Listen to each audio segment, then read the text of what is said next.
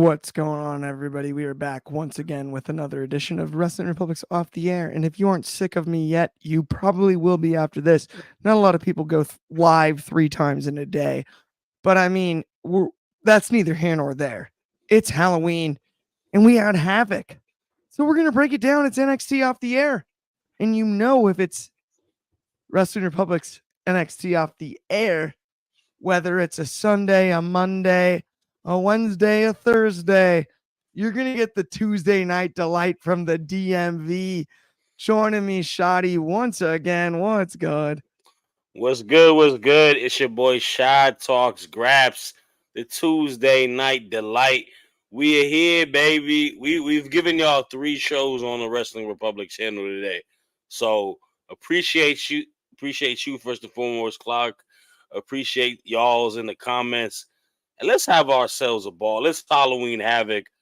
We don't have the Dude Love and Sting outfits today, but it's all good. Yeah, we aren't outfitted up like we were at one stage, which was, by the way, I guess we still have a chance to do it on Tuesday. Yeah, but be careful on Tuesday, and who knows, next week it could get wild. Yeah. But that is for right now in the vault, as far as Sting and Dude Love are concerned.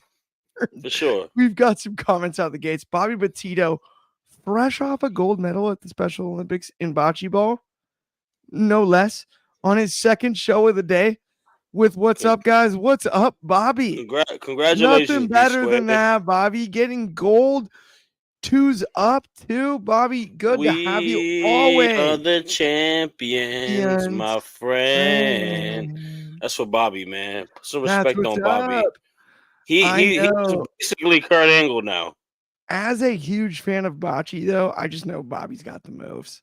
I know he does. I've never played bocce ball before. Dude, it's one of the best games there is. If you haven't played it, I highly recommend bocce ball. Yeah. By the way, I found out. Actually, Bobby is a GOAT because he is from the best state in the United States. From Virginia? 2 up, 2 down to the bro B squared. Yeah, I think we talking about that. That's not 2's up. That's V's up. At some stage, right? That's V's up. Virginia. Yeah, he was in a Bridgewater College in a Bridgewater. That's far as shit from me. I ain't gonna lie to you. Oh my God, my bad. Sorry. You're good. It's late night. It's all good. It's all open these days. I love it. Respect. Don't watch this, Ben. All right, let's Speaking get to of respect, let's dive into where I'm from, Chicago. Yes, sir. Tony D. People think, oh yeah, it's all about the mafia in New York. You're the 5 families. Da, da, da, da. Ask about Al Capone. Yes, ask about what happened in Chicago. Tony D. Chicago legend. Still North American champion. Mm-hmm. Man, it feels good. And I know he gets hot peppers on that Italian beef at Al's down on the south side. I know it. Yes, sir. Especially after a night like tonight. Tony D retains. Shaw, what were your thoughts on it? I mean, you gotta when you gotta go against the family, you don't got a chance in this business, okay? My man came with the family, and they was on top of the world. Gotta respect the Don of NXT, Tony D'Angelo, eh? I thought this was a good match. All jokes aside, I think Tony D'Angelo and Obafemi have a pairing and dynamic that really works together. I feel the story between the two has been good, and I've been saying it from the get-go. It's the 2 notions, right? It's one, the numbers game. Tony D'Angelo's got the family with him. He's got multiple people to make the distraction, help him out when it gets difficult. But I told y'all, man, it's an extra energy, extra battery in his back when he's doing it for the family. And that's kind of what happened in today's match, where you had that part where he was zip-tied. Rizzo's trying to help him out, and Obafemi is, approaching her, scaring her out the way, and he's able to break out of it because he's got to protect her. And at that notion, it had to be a joint effort to beat Obafemi. It wasn't something that he could have done all by himself in the table ladders and scares match, and it kept Obafemi strong in a sense, right? He didn't lose clean per se because it was that type of match and it was the numbers game. But it has me wondering what's next. Do we get another match between these guys where it's isolated and it's just between those two? Or is this the final straw for the North American picture for Obafemi? Because me personally, man, I'm perfectly cool with him losing in this manner. I thought the ending was a little underwhelming. I'm not going to lie to you. I feel like the table spot was a little underwhelming. I think there could have been a little bit more intrigue to how they kind of came together and beat him in a sense. Yeah. But I think it's time for Obafemi to get to the main event picture, get to that NXT title picture, bro. Like, what do you think? I am 1000% with you, and I do think a little bit of your Cuban impression linked into your Italian impression there. Right. But I respect it. You know what I mean. Yeah. You know what I'm saying. I was Razor Al Capone. Yeah, but man, where I'm coming from here is I'm with you on this whole thing. I think Tony D delivered. That final spot, maybe not what it should have been. Yeah. Doesn't really matter. Oba was protected. He looked great throughout the night. Obafemi is the prize in this match. Not to sound goofy here, but Obafemi is the superstar. Not that Tony D's not. Tony D is. Yeah. But right this second, I'm in agreement. We need to get Obafemi away from Tony D. We've seen enough. The whole family did their job, and that's how Oba was defeated. He moves on to conquer another conquest.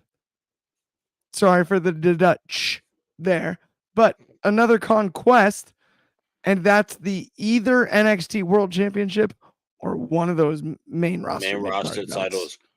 Whether it's the United States or the Intercontinental, that is the next frontier for Obafemi.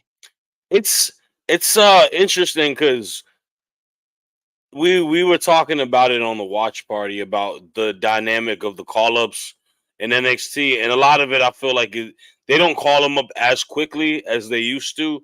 Like Vince used to poach people in the manner of seconds and without having any direction for them onto the main roster. We're now feel like there's more of a thought process to it, right?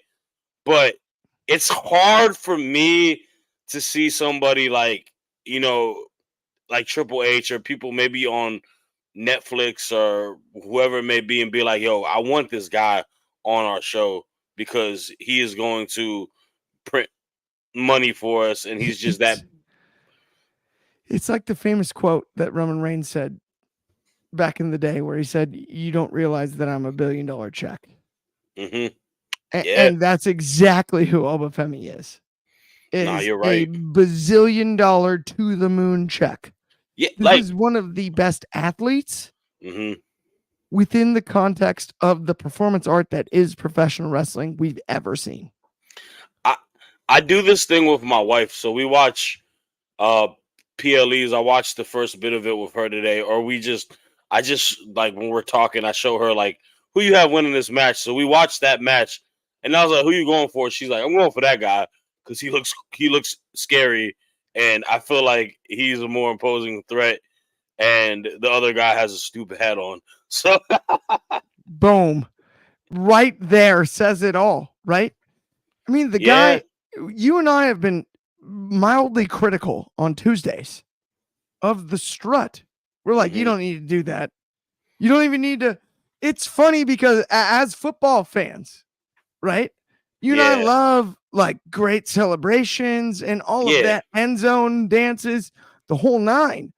Every time we watch Oba, we're like, dude, you don't even need to do that. Don't even strut. No, like you're the scariest guy in the business for a reason, because it's not just the execution of the move set. It's the delivery of it, the power, the impact. When he throws a power bomb, it's different than another person that throws a power bomb.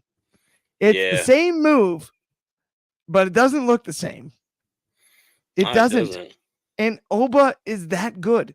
Tony D with the spine buster, the way he's worked through this entire storyline, I have to give him respect. Fighting from underneath, they told the Rocky story.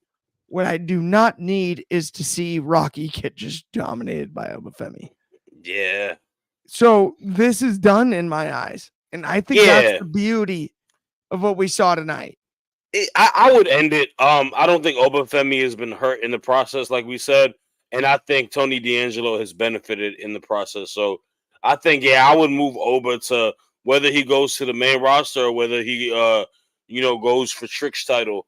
I would go in that direction. And not let Tony D'Angelo, hold the North American division fort down. I would agree 100%. Now let's move on to an interesting match here. Yes. Let's talk about our next segment. So we have Roxanne. Cora Jade, big return. Debuts. Not true debuts, because we've seen them before. Uh-huh.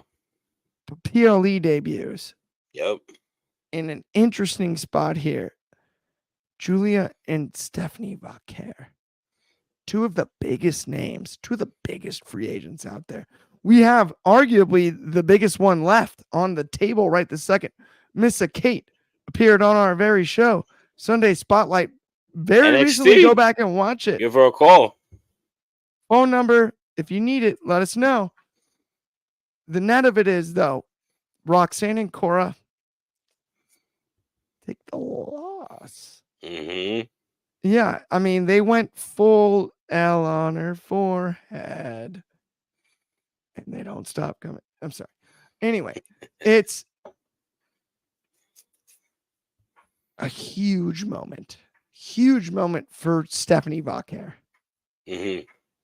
What's interesting is we had a little watch party amongst Wrestling Republic. And somebody immediately said, so Julia wins the title next. And my immediate reaction was, what do you mean? Yeah. Vaquer just pinned the champion. Yeah. Stephanie Vaquer just pinned the champion. Yeah, she should be, in theory, next in line.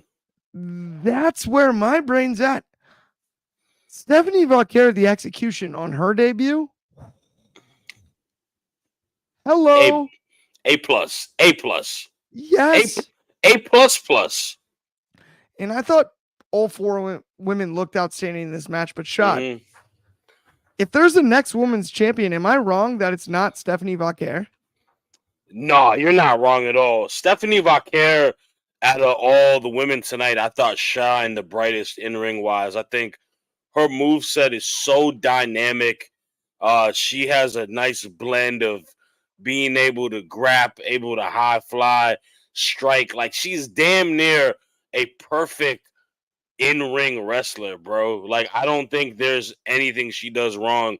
Like, I said it, like, when I saw her wrestle Mercedes and when I saw her wrestle Julia before too, like, she gives me glimpses of, like, a prime Sasha Banks in-ring wise. Like, she's just textbook in so many different ways, but she's bigger, faster, and stronger in the same breath.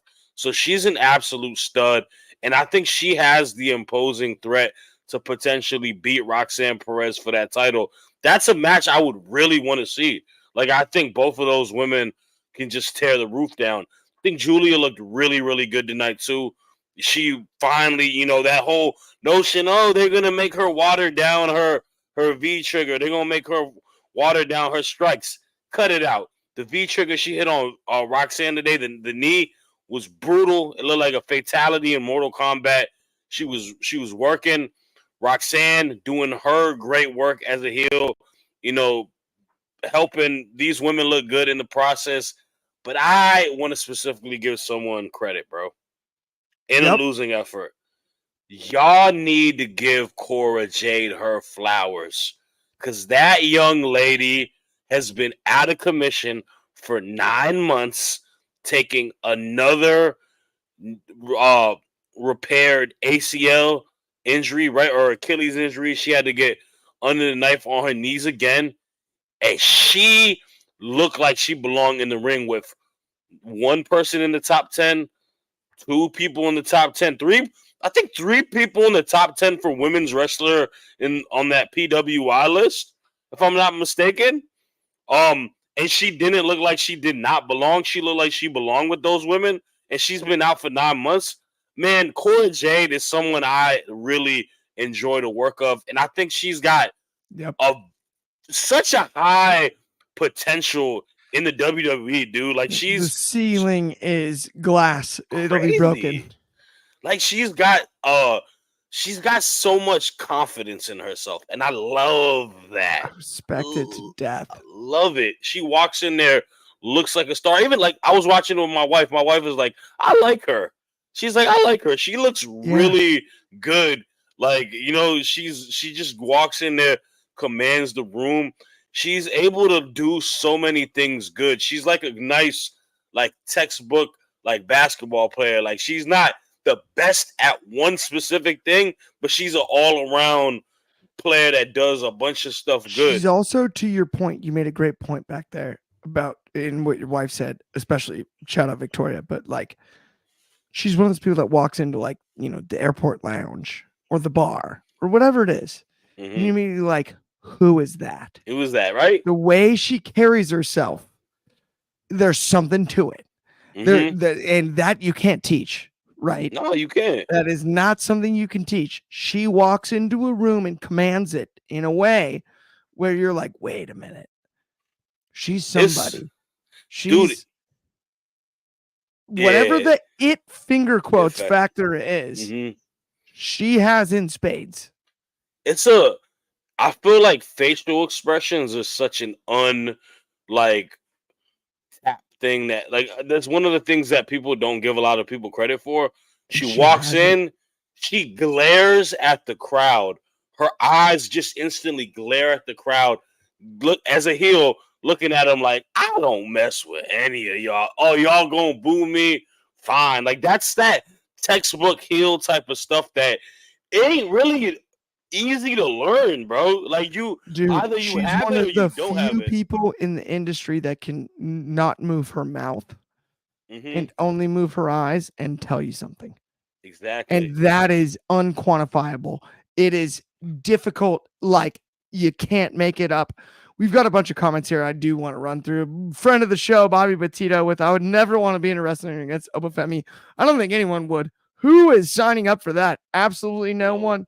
He said it's so nice to see Cora Jade in action. And then you've got another free agent. Zeta Steel. Yes, we will get to that. We will get to that. DMV, baby. Also, new friend of the show, and thank you. We really appreciate the comment. Johnny Autism Wrestling had a comment about NXT, but we just can't post ones with curse words. So comment again, my friend, but we do appreciate it. And I get it. I get it where you're coming from, but I can't read that one, unfortunately. Now let's hit the ambulance, right? Well, I wish we had an ambulance lights button. Whoop, whoop, whoop. Right? Like, you know what I mean? Put the lights on. But it's Andre Chase in a sweater. Yeah. Versus Ridge Holland. Okay, first, Shad, I've got a couple of things that I want to unpack on this one. Cook. Why was this a hearse painted as an ambulance? Somebody explain. We couldn't get an actual ambulance. We got a hearse painted as an ambulance, and then we left it out there after the end of the match. Nonsensical. Stop that. I don't like it. It bothered me. There's ambulances out there. There's fake ones. People are buying them at like police auctions and stuff. It's weird, but neither here nor there. This match was all right to me. Ridge Holland has told a heck of a story, and a lot of it had to do with ambulances. So for this to be the payoff, and then what we saw later, this is the one spot tonight I felt let down. I just felt like Ridge has done a heck of a job to overcome that. And then we just threw it right back in our faces. With a hearse ambulance, with like some sort of UK goofy ambulance. Like, I feel like everybody deserved better on that. even Ridge, like to just tie him straight back to that. All I can think is Big E, and that doesn't seem fair to me. It doesn't seem fair to Ridge, for that matter. And that's my only problem I have with this match, because I thought top to bottom this match was very, very, very well executed. Shoddy. I don't necessarily agree with you on the standpoint that I thought that was the only issue with the match. I just don't think the match. I don't think it built to the level of what I would expect the ambulance match to be. I feel like there should be a little bit more brutality. I feel like there should be some more crazier spots. It just felt like it was just a kind of a regular hardcore match, and then they got to the final portion where they were able to get near the ambulance, with all of that tied to it. And go back and forth within the door, and the Ridge ends up getting the win. I mean, it was a solid match. I don't think it was horrible, but I don't know, bro. I feel like we're really trying to sell ourselves to look at Ridge Holland as a viable monster competitor, and it's hard for me to take him seriously. I don't see the beast that can put everybody off on the shelf. Like, I don't get the same feeling as I get with like a Obafemi, compared to him, or even like a guy like, When it comes to dominance, it's a great point. Yeah, he doesn't have a dominant factor to him, so he's just kind of a big, muscular, angry dude, and that's about it. I don't. This is the thing, right? When you put him in a storyline with Chase U, the goal is we're supposed to take him more as a serious factor, and it's to be a benefit. I think it did a little bit, and it's cleaned up some of the mess that he is, but I don't think he's a main top guy in that picture. And we'll talk about what happened at the end of the match. Bobby Petito added, "Sometimes I can't take Ridge Holland serious." I think you're not the only one that feels that way. Bobby Petito is the person who is a big time wrestling fan, right? Yeah, and he has a lot of positive words 100% towards wrestling. If he's criticizing it, then I think it's an accurate statement. Like, no lie. We've also got over on Instagram, I want to get this name right. I apologize. It's InstaZam with 3 M's. Morning, watching y'all from a different part of the world. We appreciate you so much for doing that. Morning, thank Mike. You. Monster, shout out. Where are you at? I'm in Southern California. He's in the DMV over on the East Coast of America, and we always appreciate that. We could probably beat this one like a dead horse if we wanted to when it comes to Ridge Holland and Andre Chase. Shad. It is what it is. But let's keep it moving, because we'll probably bring that back around. Yeah, we're gonna bring it back around later in the night. Let's talk about the North American Women's Gauntlet match. Mm-hmm. It's Kalani Jordan and its Fatal Influence, and I'm just Shad. What I say was gonna happen?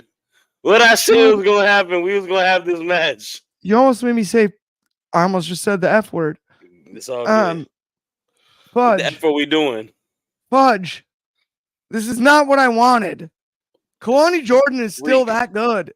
Unless she's going immediately after that women's title that Roxanne Perez is carrying around.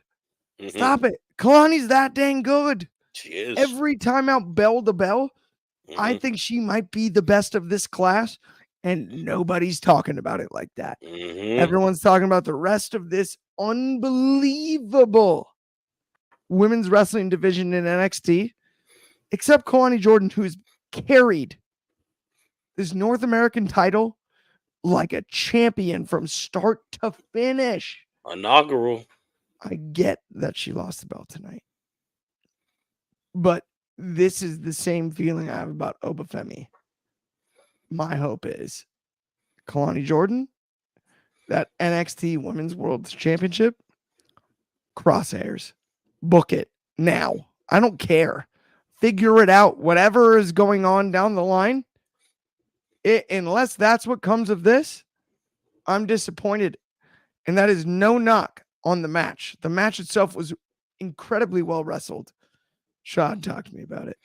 So yeah, I actually really enjoyed the gauntlet match, bell for bell. I think it showcased Kalani Jordan to what you just said, a pure certified beast when it comes to professional wrestling.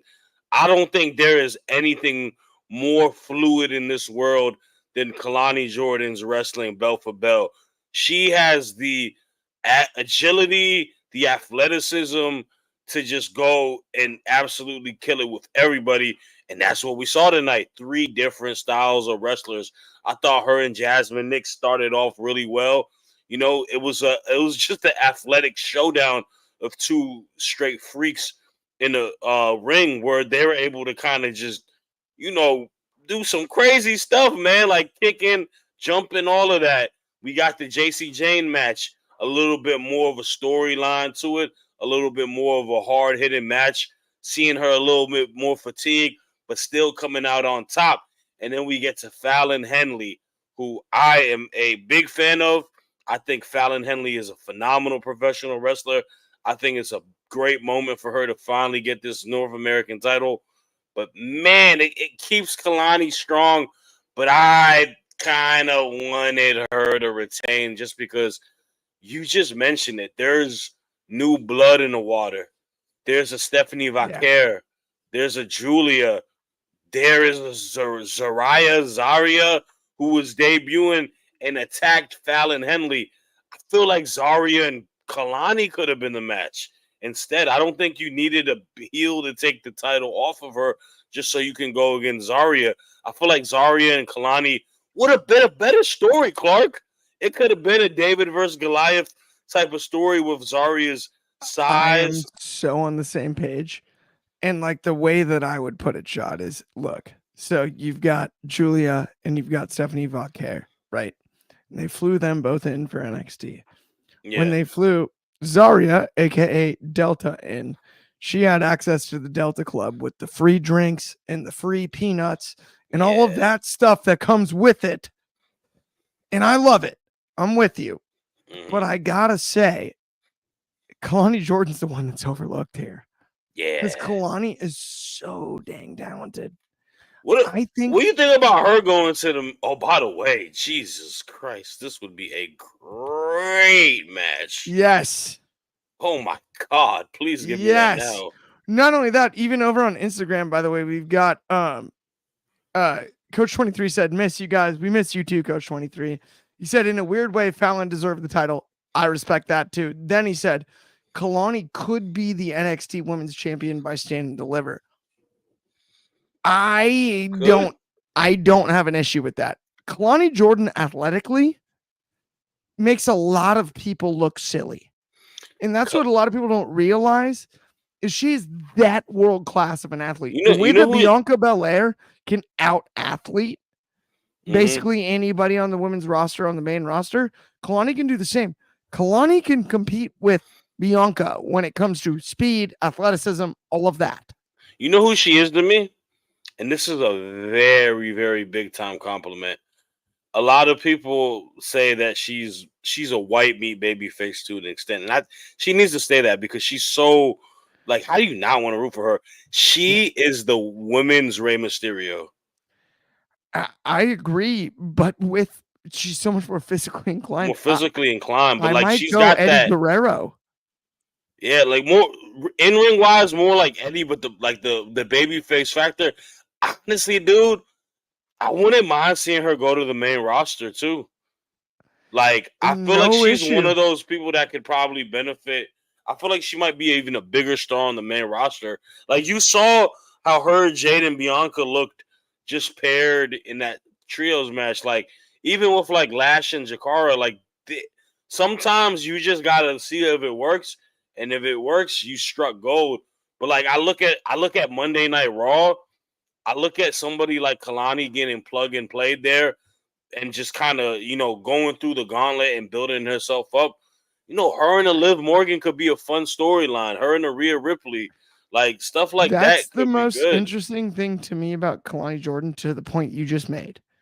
The last thing in the world that I want to see happen to Kalani Jordan is for her not have the opportunity Yeah. and whatever show she's on to work 10 minutes in the ring, because I don't know anybody that does it better in the women's division right this second, Hmm. even including veterans.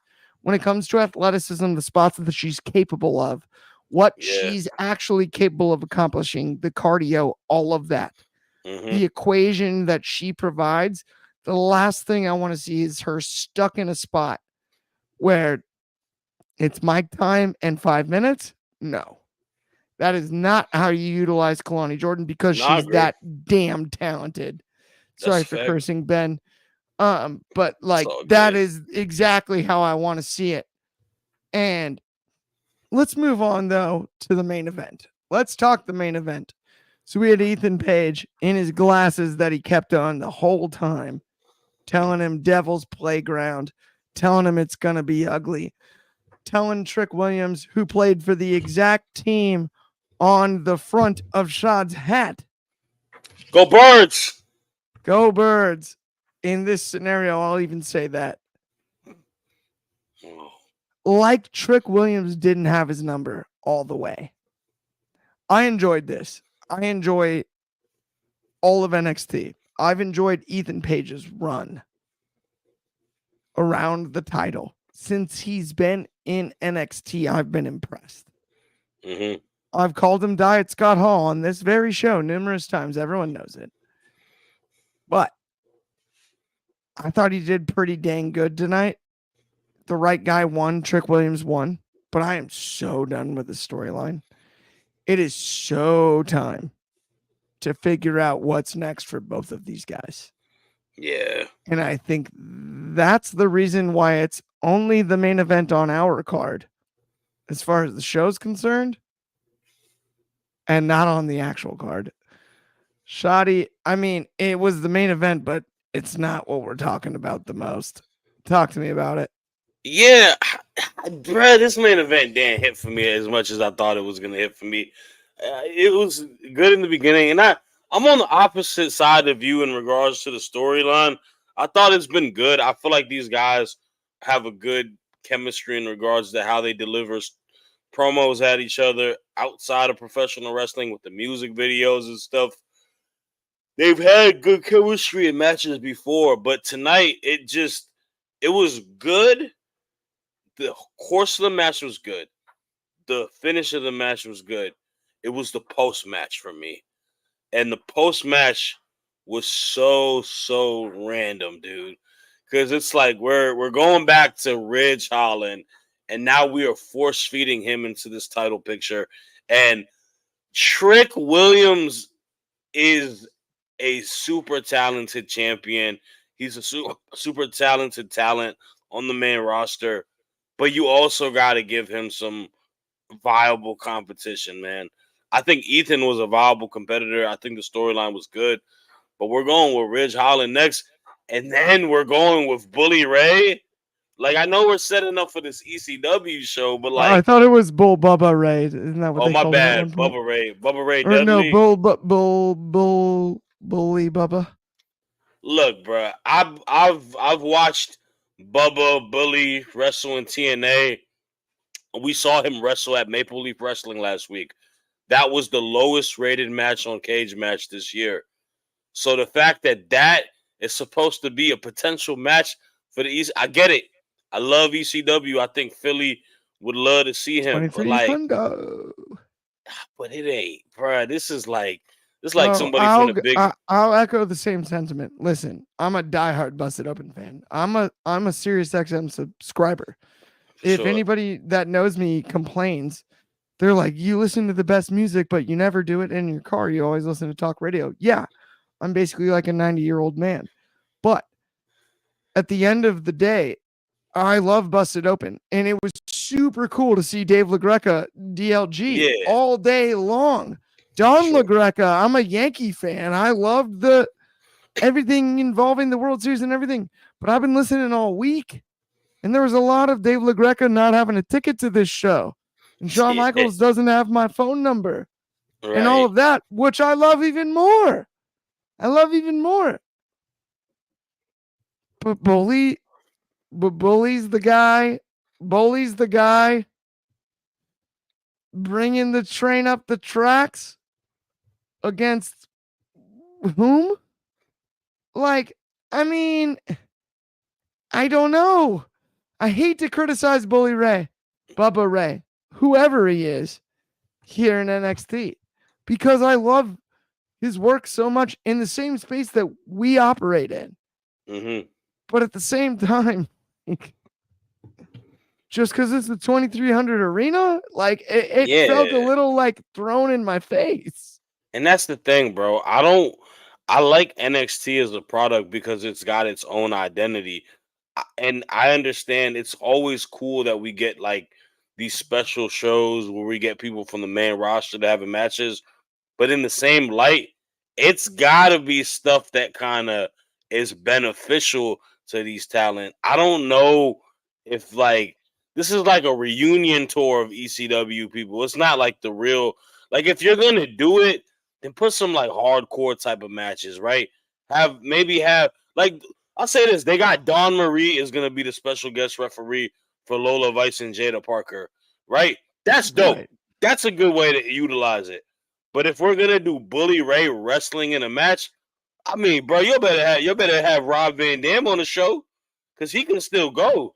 We've seen him Bro, wrestle. by the way, to your point, over on Instagram, we got in the comments an RVD. Wait, no, maybe that's not on Instagram. Yeah, Bobby Petito said, I hope we see it's RVD. Bobby. Yeah, we see RVD on NXT. Yeah, you better hit RVD up because he can still wrestle. But it's just, I feel like you're talking about a pay-per-view for your final moments. It's got to be something that is like the last one we had, right? We had Cora Jade come in, right? We had ones where people have debuted, stuff like that that leaves something to desire. In this case, it's like the finish didn't give me something that I'm per se gonna desire for or whatnot. But the match was really good though, and I do want to be, obviously this might be the last match these two guys have with each other for a little bit. I gotta give both of these gentlemen their props. Ethan Page has been somebody that I feel has really shined since coming to NXT. He's surpassed my expectations as well. I think he's kind of fit in and he's living up to his own expectations in a manner. And then Trick Williams shows us why he's undeniable. He is a superstar. That's more so I'm just like, why are we throwing the finish for these guys with Ridge Holland and Bubba Ray? By the way, on top of that, Coach 23, great friend of the show, in the comments over on Instagram said that Ethan Page has regained his lost confidence. He could be their MJF in NXT. And while I hear that, think that he couldn't smell MJF's cologne if he worked at a Nordstrom. But that's neither here nor there. It's not about that. That is a joke to me. I think Ethan Page could be. I think Ethan Page could be the Ethan Page. Honestly, I think he could be his own Diet version. Scott Hall. I don't think he is. You're messed up. You're petty, but he's not. He's doing well. I think he could be a solid, type of heel for the division. MJF is, as much as I'll be beefing with the guy compared to y'all and stuff. I don't want to make that comparison because it's not fair to either guy. I would agree with that. I'm with you there. Ethan Page is Ethan Page. I look at a guy like Shawn Spears. Ethan Page and Shawn Spears were in the same breath to me not that long ago. They've gone different directions. Ethan Page has been heavily featured. Yeah. On the B side of every match he's been in. Not the A side. Not once. And as much as we'd like to give him credit for how great he's done, yes, it's been well built.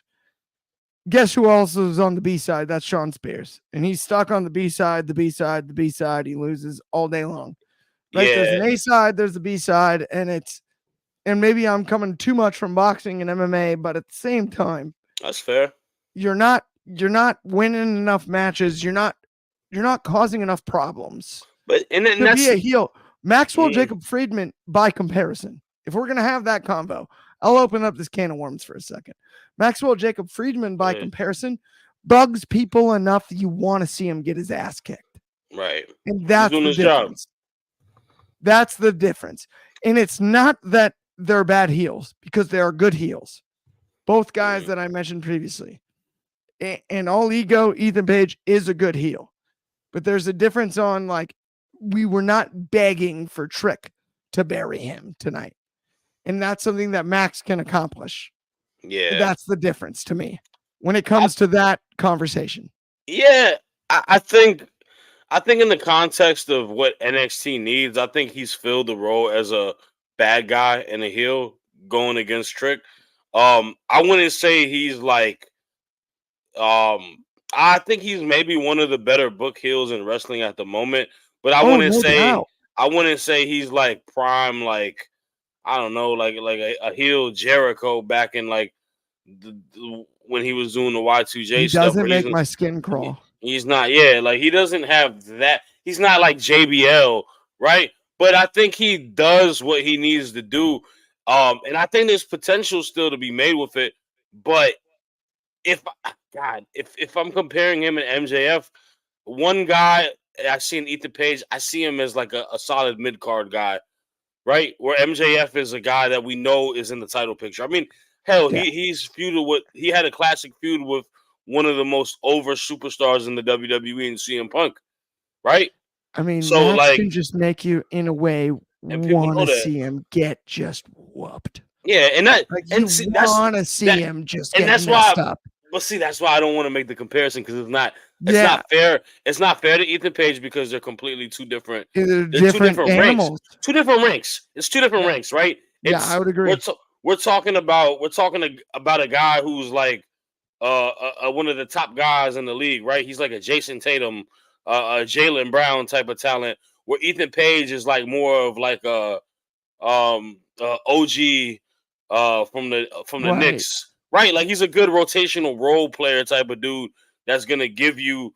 He plays his role I actually perfectly think it's fine. unfair to Ethan, given what he's accomplished since he's been at NXT, to Yeah, compare him back to MJF. back to Because the net MJF of for it sure. is, if he's 23 years old like MJF when he starts, Hmm. with the knowledge that MJF, I mean, you never know, right? It's different scenarios, it's different lives, And right? It's a different character arc. And the other thing is this too. I'm happy for him in a standpoint, like we were saying, he's having fun again. Right. He's And you can see it. yeah. To your point, it comes across as more entertaining because he's having fun, even from the heel role. Yeah. Right? The delivery is there, the everything, and it's not that he More misdelivered anything in his previous work. It's not, right. that is not what we're saying at all. Yeah. Right? It's the truth. Time is there, the storytelling is there. It's being utilized in the proper role. It's being utilized in the proper position to execute upon what your job is. And that's the thing, bro. Like sometimes people take stuff for granted. Like you look at a person like a Tony Storm or a Swerve, right? They were in the same position as Ethan Page was in AEW, virtually, that they were in WWE, right? Like in a parallel, like Tony Storm wasn't a world beater, Swerve wasn't a world beater in a sense either. Right. They were kind of positioned where they were getting booked in ebbs and flows, and they kind of got caught under the part where it's just like, yeah, we may not need you because we don't see your value at the moment, and they went somewhere else, reinvented themselves, and became the superstars that they are today. Ethan Page, same thing, right? He's never done anything wrong in AEW. It's just he kind of got stuck in the mud where he wasn't able to get an opportunity. He leaves, goes to a smaller scaled roster, takes advantage of your opportunity for playing time, and is shining now. And then, as wrestling fans, we can only be happy for the wrestler. That's more so what it is. So seriously, Shoddy, though, before we go home, yeah, obviously we have to talk about how the show finished. And I was thinking about it, like, for both of us, just for, like, pretty much health reasons. I think we need 60 seconds to vent about the idea of Trick Williams retaining the title, and now we get Ridge Holland. So I think we need a minute each to let it out because we're usually not negative on this show. Oh yeah. But for 1 second before we go home. Yeah. So it's looking like Trick Williams versus Ridge Holland. What are your thoughts, Sean? Our low light of the night is the same low light of the night. Look, man, I'm just gonna be flat out with y'all. Y'all are not doing us as fans service by pushing this guy to the moon. I hate to be the bearer of bad news. Ridge Holland is just one of these guys that is not a main event contender. Like, he's just not one of these guys that's gonna bring that fear to your life. And like I said, man, Trick Williams, is amazing as he is, as undeniable as he deserves opportunities and counterparts that are going to make it worthwhile within a storyline or within a title, in a storyline for a title. What was the biggest complaint about Cody Rhodes as of late?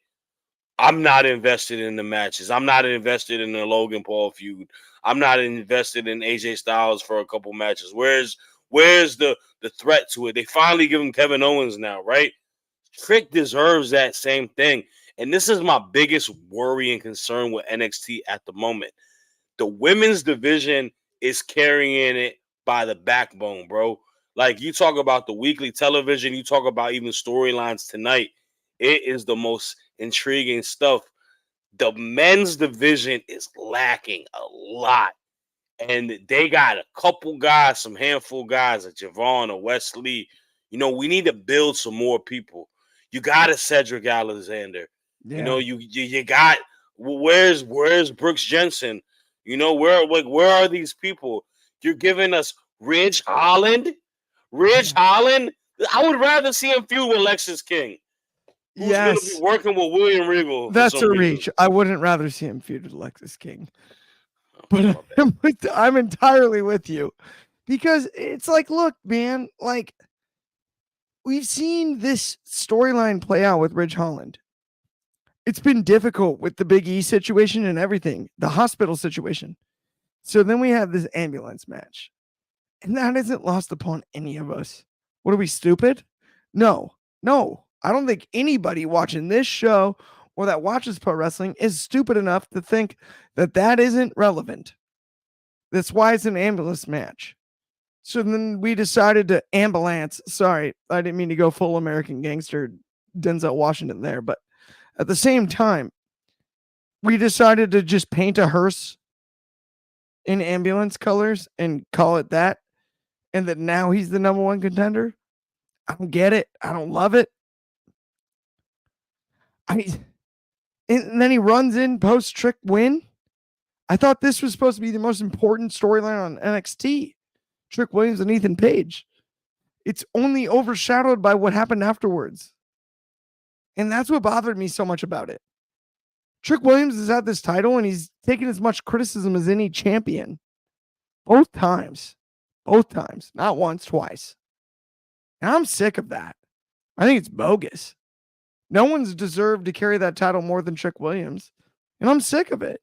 Whether it's Ridge Holland or Ethan Page or whoever. Trick Williams, it's whoop that trick. That's who is the champion right now. And it makes sense. And it would have been great to see him stand tall at the end of the pay-per-view. I know that didn't make sense. I knew something was coming behind it. But the fact that it was just Ridge Holland, it's not enough. I was asking for more. It is what it is. It's all good. Trick Williams is our champion, and it was a heck of a show, as always, on Halloween Havoc. When it comes to Halloween Havoc, it always delivers. I'm cool with it at the end of the day. But there were other ways to end this show. Speaking of ending shows, that's going to bring us to the end of this one. If you enjoyed it, please hit that like and subscribe. We appreciate all of you. If you haven't already. If you already have, we appreciate you even more, and keep commenting. We love it. Thank you so much. Monster shout out to all of y'all on behalf of me and Shad. We can't tell you how much we appreciate it. Happy Sunday. Have a good one. Tune in this week. It's at a different time if you're over in the UK because of the time change with the schedule. So we're looking at 1 o'clock. That's Pacific, right?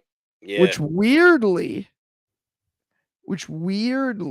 over in the UK is still 8 o'clock. It's normal for y'all. Right. That's going to be 4 o'clock Eastern. And of course, 10 for my friends in Hawaii. Thank you so much as always. Have an excellent Sunday and we will talk to y'all soon. Also, check out Sunday Spotlight. If you're bored, we just did it. It's great. You're going to love it.